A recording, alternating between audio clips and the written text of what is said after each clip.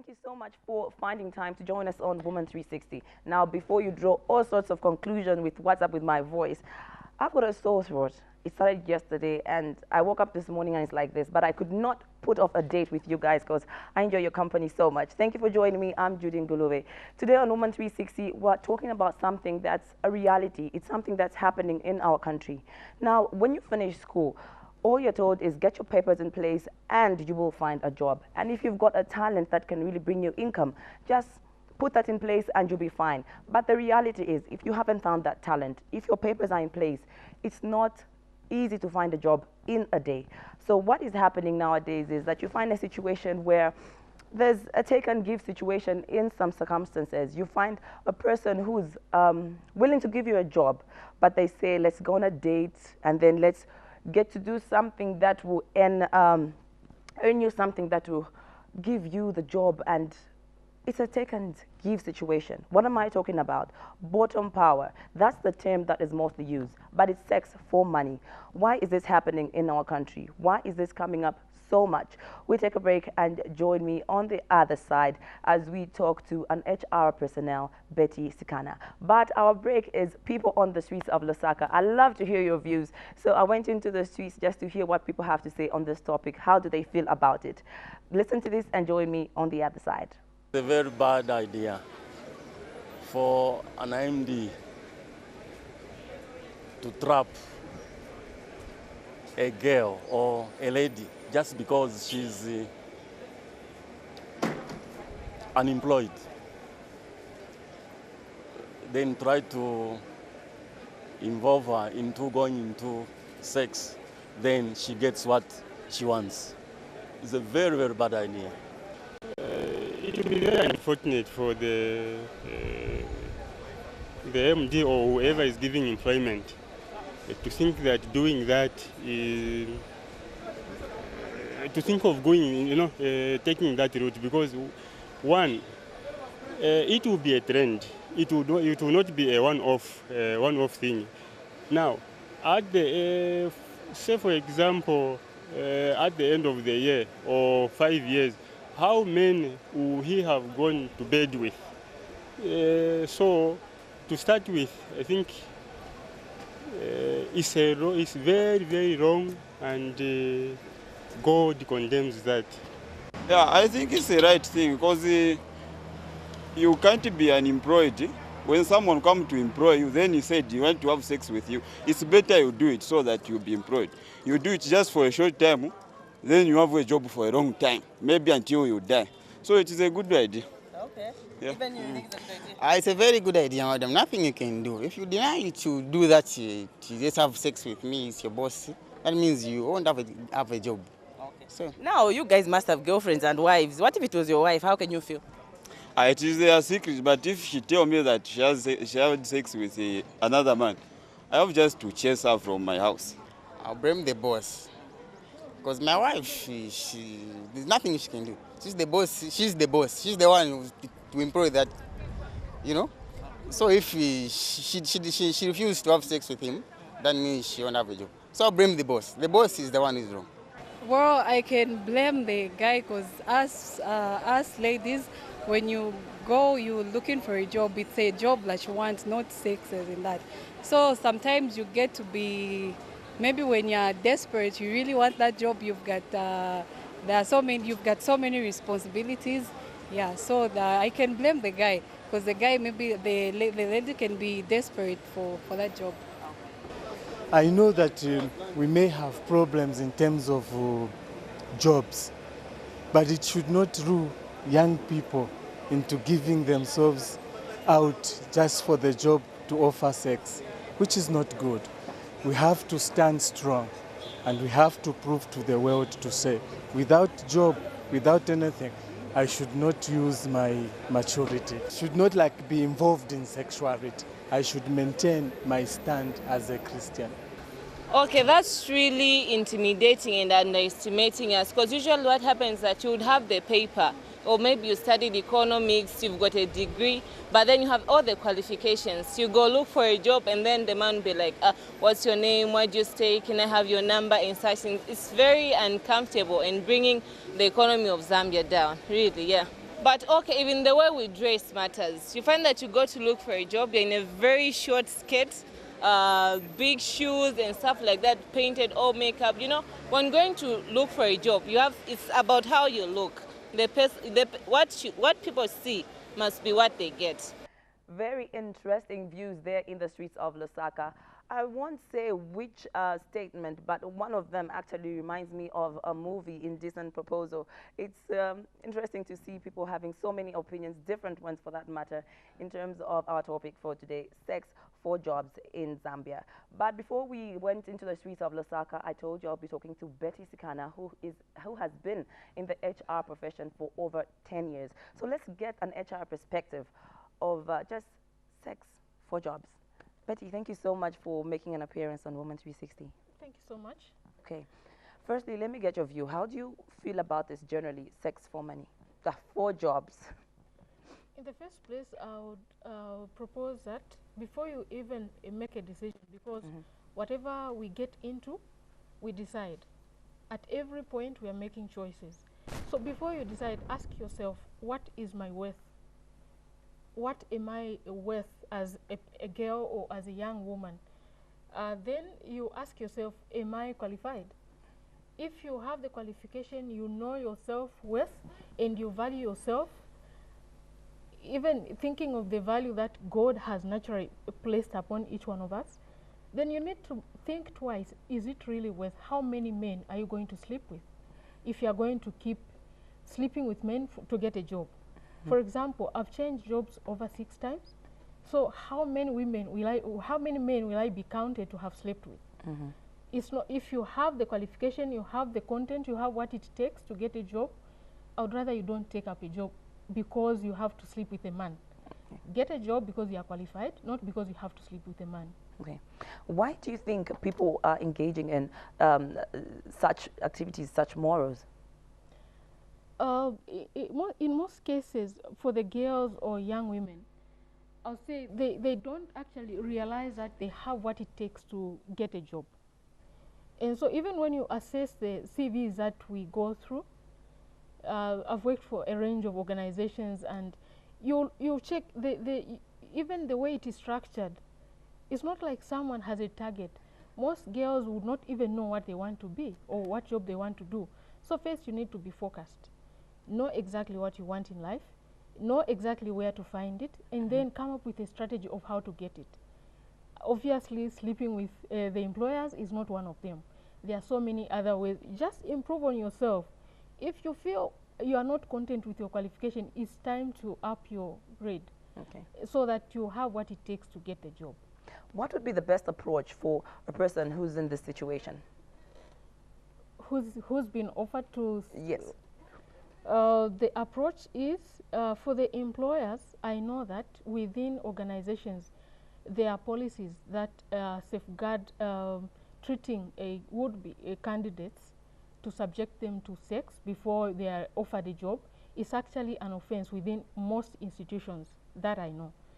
And then for the candidates that are being asked for sex before they could be considered, they have the right to report to the obviously within the employment structures, everyone has a boss. And so you just need to identify who can I talk to regarding this case. Other than just broadcasting in the street, it won't help. You need to identify the reporting structure. Okay. And there could be a secondary problem to this.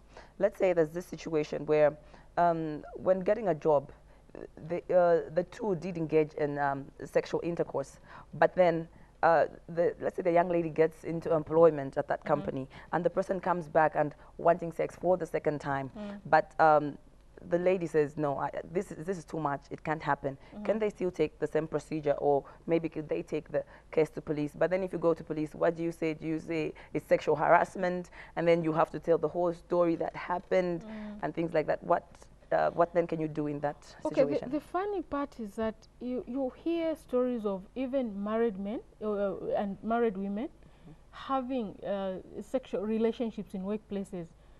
And for girls, it's even worse because they are not even committed to anyone. But what my advice would be, even if I'm employed, there's always a turning point where you realize that what I did was wrong, and now it's time to do the right thing.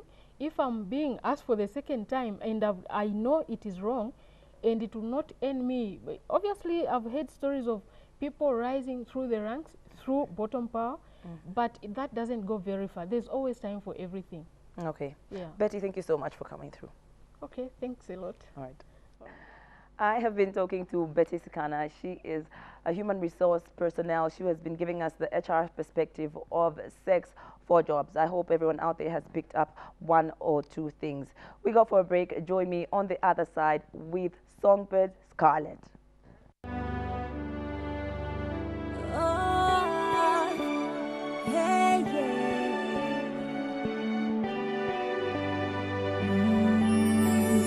Let me teach you what my grandfather taught me 50 years ago.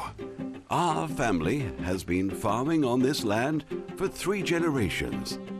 It has a history. It has a soul. The beautiful weather and soil that we have here enable us to grow high-quality potatoes.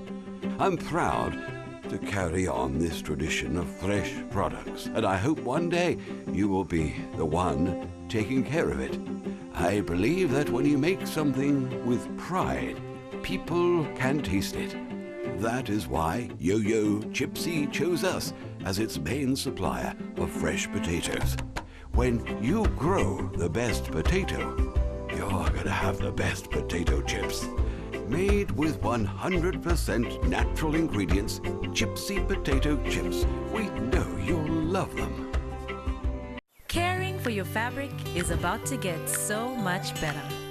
It'll be as easy as 1 + 1. Introducing the new Extra Washing Powder, which now has the benefits of a detergent powder and a fabric softener all in one. Because the fabric softener is already combined for you in the powder, Extra will save you time and money when doing your laundry. New Extra Detergent Powder. The all-new Extra Washing Powder and Fabric Softener, all in one. 1 + 1 equals Extra Washing Powder. 1 + 1 is extra. Oh, yeah,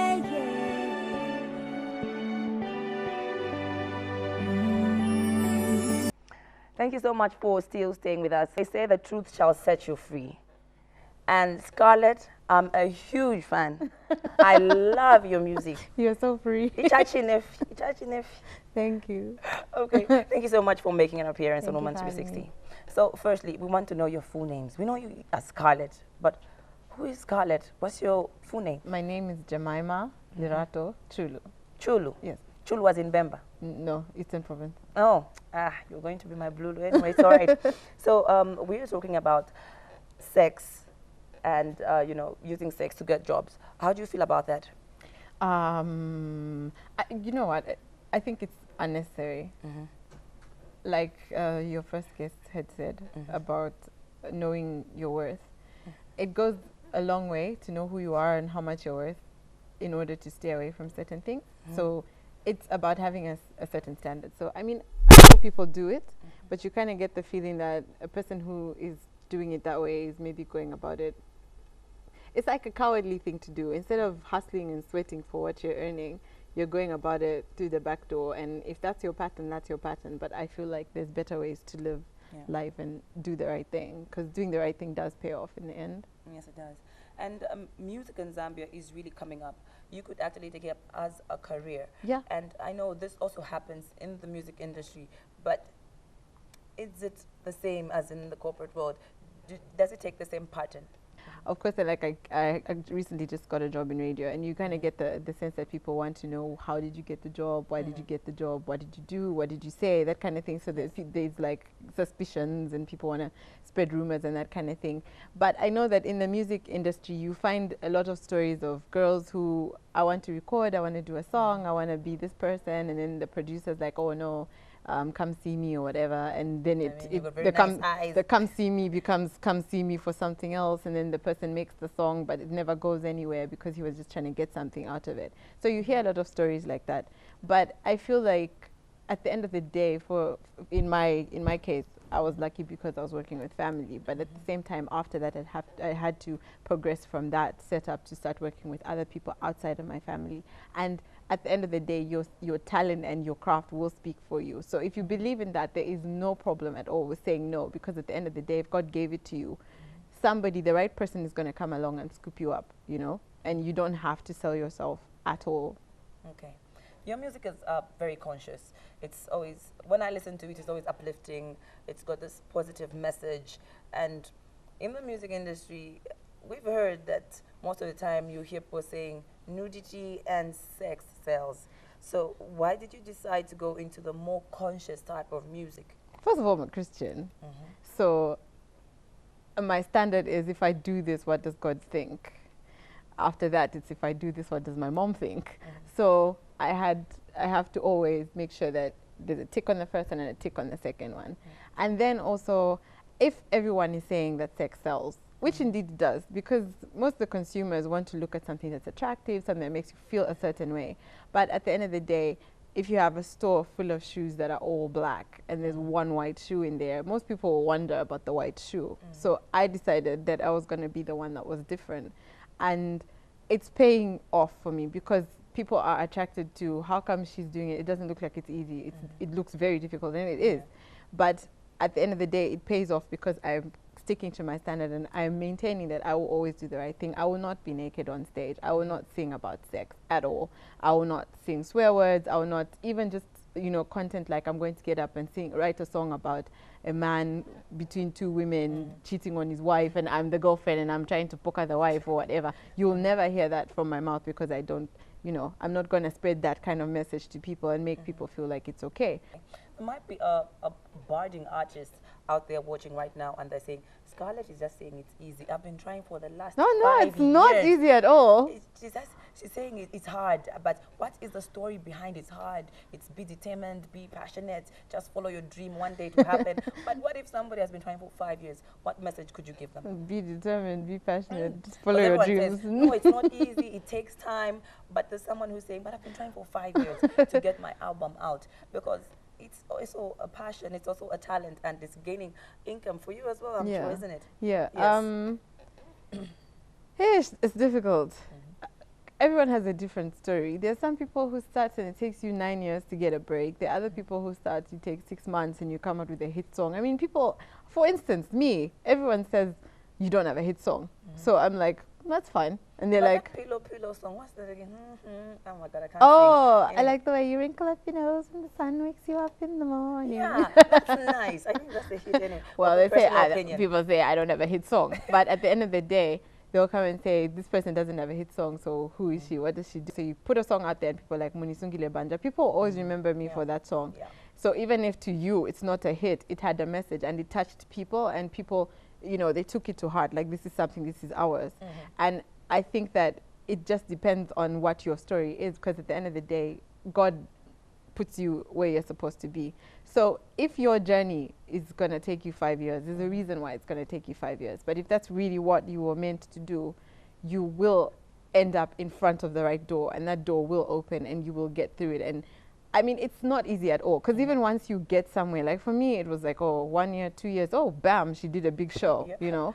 But it's not like I did a big show and I bought a car and I bought a house and I'm rich. No, it's hard. You have to struggle every single day.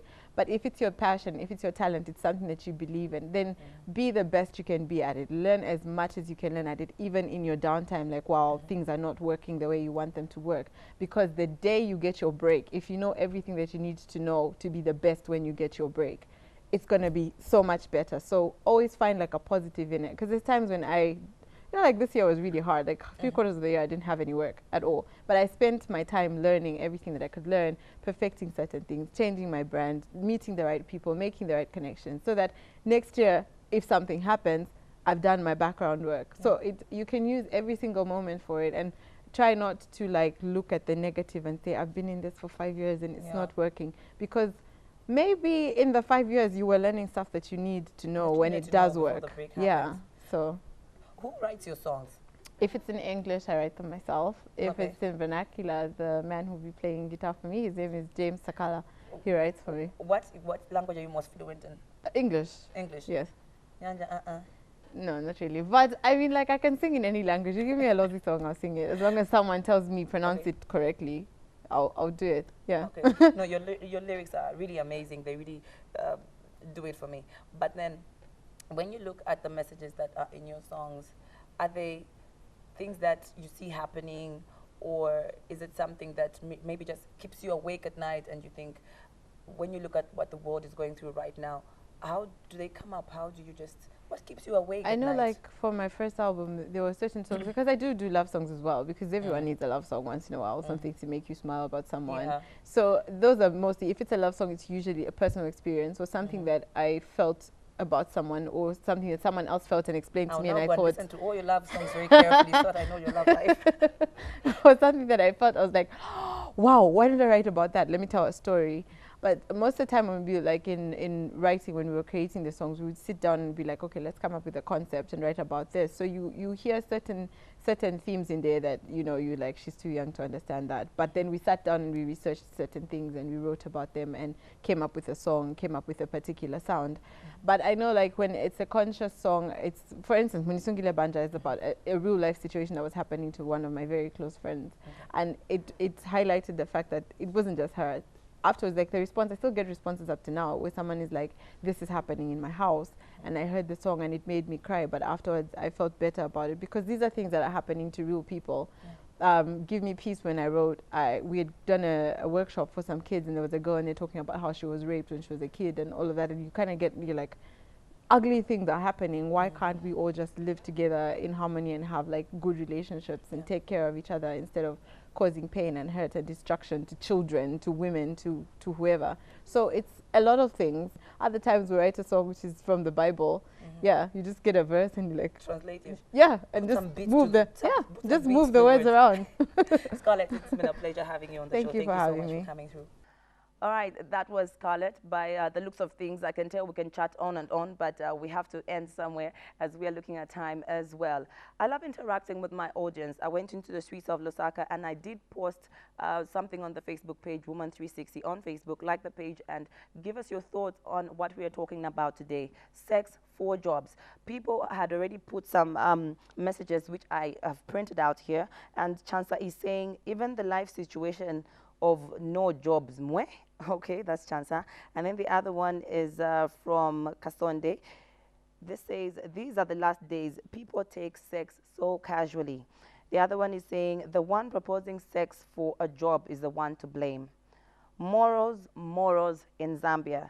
And another one says, people need to be reminded what the Bible says about sex and how it is not just physical, but it is also sharing more with that person. So be careful, people. All right, those are the messages that we have. Keep posting those messages on Facebook, and we'll keep talking about sex and jobs in Zambia. But we go for a break, and when we come back, Scarlett will be singing a beautiful song. And of course, it's fun time on Woman 360. We always see her so composed, so calm. But let's see if she can work the hula hoop. This is Woman 360.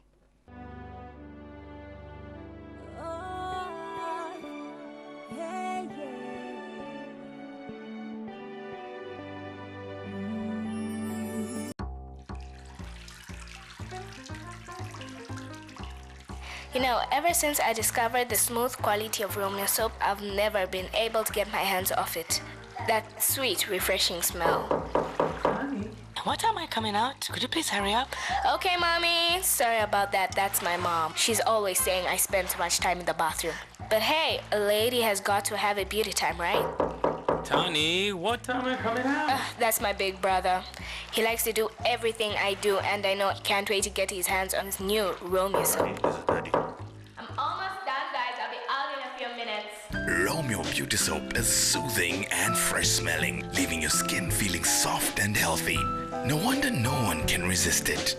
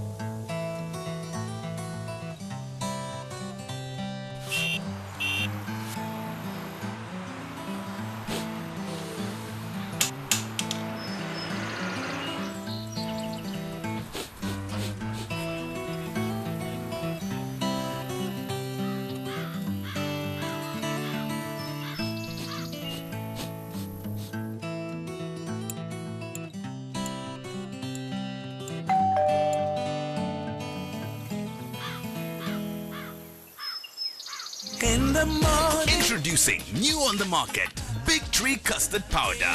Made with the finest ingredients, comes in 4 amazing flavors. Original, strawberry, banana and chocolate. So there's a Big Tree Custard just for you. Big Tree Custard Powder. Big Tree Custard Powder. Good to the last spoonful.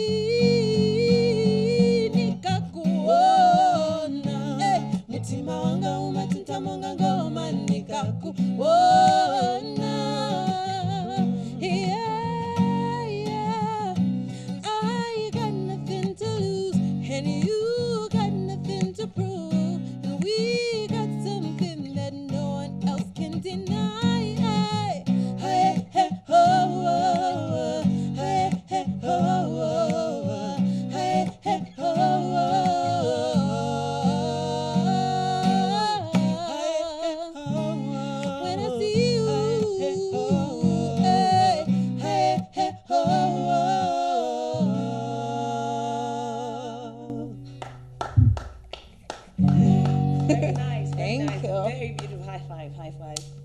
Okay, now we're going to ask the only gentleman on set today to tell us how he feels about today's topic. Who knows, maybe it's a male thing. So what's your view, sex for a job? It's so sad that it's embarrassing. Yeah. How can you give someone a job because they've given you sex? Yeah, definitely. So it's not worth it, you know. You just have to help. If you need to help someone, just help them. All right. Yeah. Thank you so much. And I can hear my director, Chem Tale, whispering in my ears saying, even some women propose to men. So, okay, I've been corrected. Even some women tell the young men or people coming into their offices when it comes to jobs. But Scarlett, we're going to play a game now. When did you last hula hoop? Primary school. Primary school. Yeah. Can you still do it? I don't know. Let's see if you can. And firstly, to encourage you, what's your favorite Zambian track apart from yours? Adore and Dazanda. Adore and Dazanda. Yes. Okay. I don't know if we can find Adore and Dazanda up there. Please, I hope so. If we can, I'm going to play it for you specifically to encourage you, to give you some more support. Yes. Okay. So let's play Adore for Scarlett so that she can hula hoop.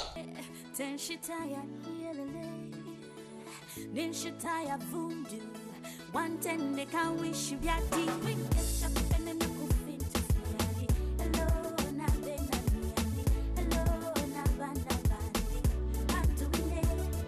We catch up and then you fit to see. Hello, na bena niani. Hello, na banda bandi. I'm doing it. Took up sana. Da bena po more than you can imagine.